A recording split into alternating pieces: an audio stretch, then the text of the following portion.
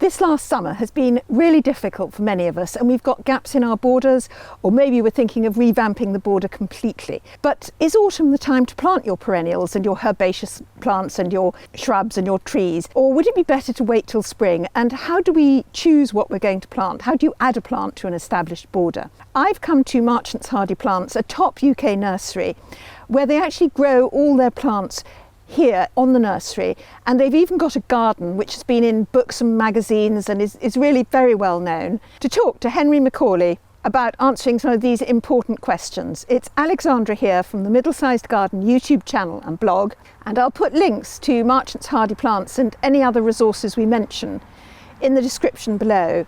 And if you're new here, the Middlesized Garden uploads weekly with tips, ideas and inspiration for your garden. So if you'd like to see the videos when you open up YouTube, tap subscribe. So Henry, if we've got a gap in our borders, is autumn a good time to plant, or should we be waiting for spring? Generally, autumn is a good time to plant because there's some warmth in the soil. You can work on the borders and create some goodness by getting mulch in there, and it gives that plant a chance to establish more, hopefully get its roots down, get a bit more comfortable, get settled, so that whatever winter throws at it, it'll be slightly stronger by the time spring comes around. And of course, if you get a really wet spring, that might help, but if you plant something in the spring and it doesn't rain for months on end, then that can be a real problem. I have literally been looking at this to redo my own border at the moment, and I keep thinking, well, I need to get most of it planted now, and then I think salvias, no, I have to wait till the spring. Dahlias, no, I definitely can't dig up my dahlias and then replant them. So what plants actually are best left until the spring? Well, particularly the examples you've just mentioned, salvias and dahlias, and certainly for example exotic plants, they won't really want to go out and be planted in the autumn. It's really not good for them. And anything really that's half hardy, look at the labels, look for identification, will be that much more tender. And so you can do it, but you'll be taking a risk. It might be better to take a cutting and get that into root so that by the time spring comes around, that plant has a better chance. You can ask nurserymen, always ask wherever you go, but you do know that most plants, they need to have a good root system. So one thing you can also do is have a look in the pot, take the plant out, see what roots are going on there. If the roots are weak, then chances are the plant really won't do well over winter at all. It might have a chance to get away, but I wouldn't risk that. And what else do we need to think when we're kind of filling gaps? I mean, how do we match up plants to the plants that are already in our borders? Well, the main thing is that don't plant something when it's going to be surrounded. So lots of people now don't cut their borders down until the spring, which is particularly good for wildlife.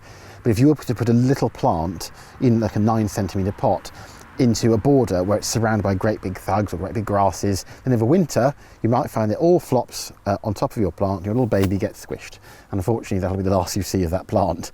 So the idea is look at what you're planting, clear a bigger space. You are going to clear, give things more of a chance.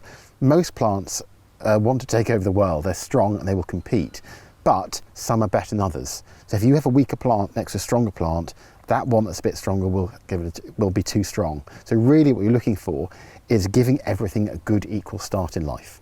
And in terms of choosing, say, shapes and colours and everything, if you've got a border that, I mean, it's been like that, you know, you've enjoyed it for 5, 6, 7, 8 years, and suddenly this summer hit it and, you know, you lost quite a few plants. So what are you thinking about in terms of colour and shape and everything like that? The main thing is, a lot of it is personal. You always have to go with gut instinct. The fundamental thing for colour is things like whether you want contrasting colour or sympathetic colour, and that's on your mood, what you're looking for. But it's much more complicated than that. You're looking at things like whether there's movement in the grass, or you're looking for shape and form. It's not really great to have one broadleaf plant next to another broadleaf plant. You want a bit of contrast, so things just spiky do particularly well against things which are flatter. You're looking for those bit of drama. You want plants that will come forward, do their kind of solo, and then retire a bit. So you're always looking to play all those things together. So for example, you can have, we have an aster latifolius, which is really good at this time of year, next to fuchsia magelica thompsonii, which is really great. And those look particularly good with the cereopotosi salvia behind. They're all in sort of certain colours, but each has got something unique. Each is playing off the others, and they are really good as a three to combine. Yeah, so they're basically similar colours, but they're actually very different shapes and styles of plant. So you're getting that contrast there. Absolutely, and you can go sometimes similar. We also have a cerebratosi salvia, which is this shocking pink, next to a red persicaria, and some people might think that's too similar, but actually for a lot of people it works really well. The fundamental thing is a bit of difference, but you're looking for normally for a bit of drama, a bit of personality, so you'll have that difference, and also adding the types of plant. So grasses tend not to have a lot of colour, some do, but a lot don't. They'll have an accent, there'll be a verticality to them, which looks particularly good often against broadleaves or lower plants. You might prefer a sedum, which is a broadleaf purple one, a really dark one, up against a spiky glaucous flower. So you think about that purple leaf against a spike of a grass, it could be Cecilarian Attida up against a sedum, that will look really good too. And is there any other advice you've got on choosing grasses and using them in borders? Because I have to admit, I've always been very hesitant about that, and I think a lot of people are. Grasses are fantastic, they add so much to a border, but people are understandably a bit nervous about them because some get too big, some can be a bit thuggish, and so I would suggest a lot of people then just experiment, see what they like. The main thing they add is they can add a bit of verticality, but they also add sound, the sound of movement, and a lightness and texture. And also in the autumn, many turn a certain colour, such as gold, which really lifts the garden. And then over winter, you get that fantastic structure, which lots of the herbaceous plants have just died away and gone. So you're left with a spine in your garden, which is really, really good. The main thing is to look for a grass that fundamentally you like. There are lots in the Millennias. We have miscanthuses, some are really big, some are smaller.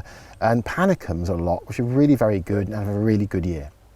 And also, of course, remembering about your climate and your soil, because I think a lot of us are finding perhaps the panicums, because they're very drought tolerant, and putting up with the really tough summers.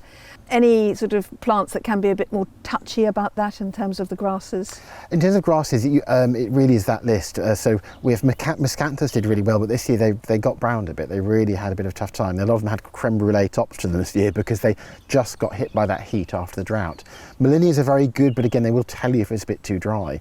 It is panicums that we found have been the best performers, really. They just seem to have that bit of resilience.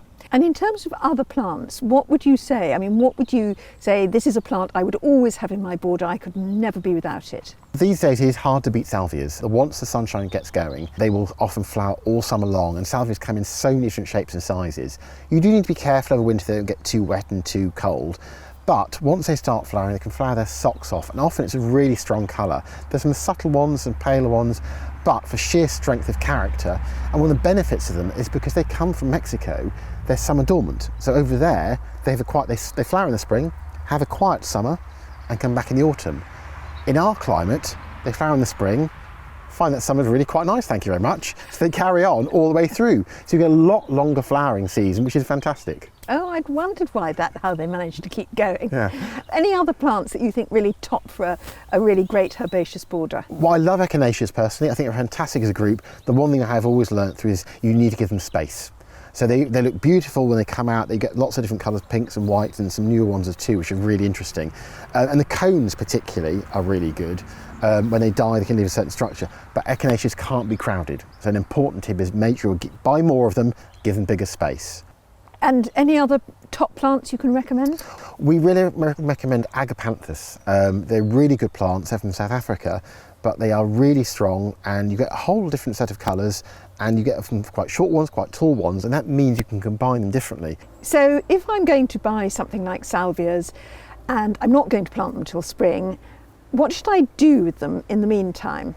The main thing is to make sure, as I say initially, what the root system is like, because a lot of things can carry on in their pot. So if there's a really strong root system, then what you could do is repot it. Don't go up too large, just one extra size up. Give it some fresh compost, make sure it's got a bit of feed in there, that'd be really useful.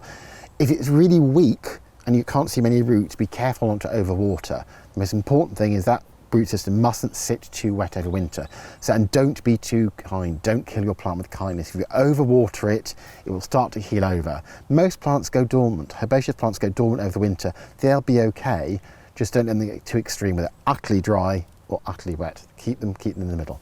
And do I need to chop them down a bit? Some plants you do, some herbaceous plants will literally just die back naturally. Some others have a framework. So some of the salvias, little microfillers, you wait till spring before you cut them back, give them a bit of a haircut back and sides, just to make sure they can have a little framework. But do the research first, because some plants like that sort of cut, Other plants, you have to check your time particularly well. Yeah. So you do need to keep the label when you're buying plants so that you can do a little bit of research on the best way of treating them. Always do your research. It's so much better. I know we all go to garden centres and nurseries and impulse buy because that's what we like to do. We're all plant enthusiasts. But do the research and make sure talk to the people in the nursery, talk to the people who know what's going on. That way they can explain what that care that plant actually needs. So is there any other advice you've got for people who are basically restocking their gardens after a really difficult year? Well, one of the most important things is, I hate to say it's a bit like natural selection.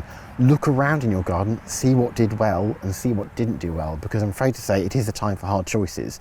The tougher weather seems to be going in a certain direction, so we need to make difficult choices about that. Phlox, for example, for a lot of people, they really have realised it doesn't actually cope with full sun. In your own garden, look at what's done well, but also in the area. Look around your area. If you can talk to your neighbours, find out what's done well for them too. A lot of people are moving to more drought-tolerant planting. So the other thing you can do is start to plan ahead. It is better to clear a large area, as large as you can, than clear little bits. If you're clearing small, you'll just chink around the edges. It's better to clear a large area of border and start again. It also means you can add more compost if you want to the soil, or if you're looking for drier, sometimes grit. Sometimes better drainage. It depends what you're trying to do, but it's best not to just do a bit of tinkering. It's best to go in with both feet. Brilliant. I'm glad you said that. I'm trying to do that. It's really difficult. Really hard. No, it's really hard. It's really hard. You think, oh, but that's quite nice. Yeah, I really like sometimes, that. Yeah, sometimes yeah. it's quite nice. Yeah, yes. yeah. If you'd like more great advice on how to create beautiful borders, I've got a Wow Factor Plants playlist at the end of this video. And let me know what you think. And thank you for watching. Goodbye.